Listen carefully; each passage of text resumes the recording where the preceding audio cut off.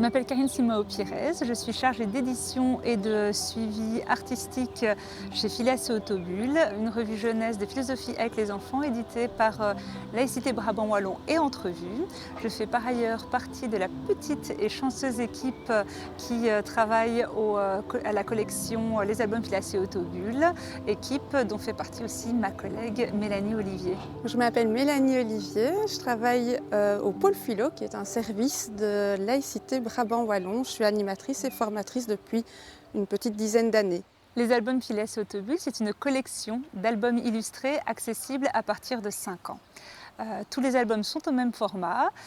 Chaque album propose une histoire différente, des illustrations et une exploration philo de 4 pages réalisée par ma collègue Mélanie Olivier. La littérature va permettre à l'enfant de rentrer plus facilement dans l'exercice du philosophé.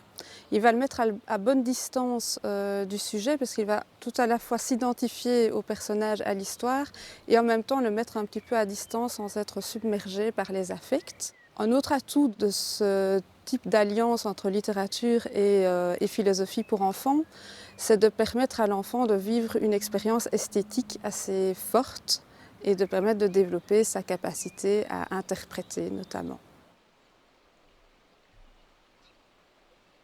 Tout est si grand, chanson qui s'épanouit est un texte écrit par Isabel Minhões Martins et illustré par Bernardo Carvalho.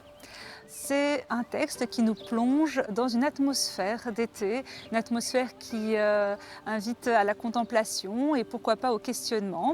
Et tout ça est accompagné d'images chatoyantes, foisonnantes de couleurs, de formes et proposant des paysages monumentaux.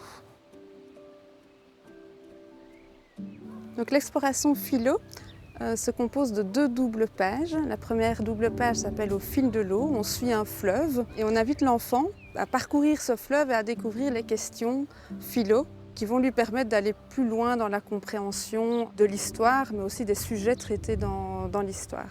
La deuxième double page, quand elle s'interroge plutôt sur ce qui change et ce qui ne change pas, là on propose aux enfants une liste d'éléments et ils doivent déterminer si ces éléments changent ou pas. Pour la suite, nous travaillons actuellement au 2e album de la collection, qui sera une traduction du portugais vers le français. Le 3e album le sera aussi, et après, nous aimerions beaucoup proposer des créations originales francophones.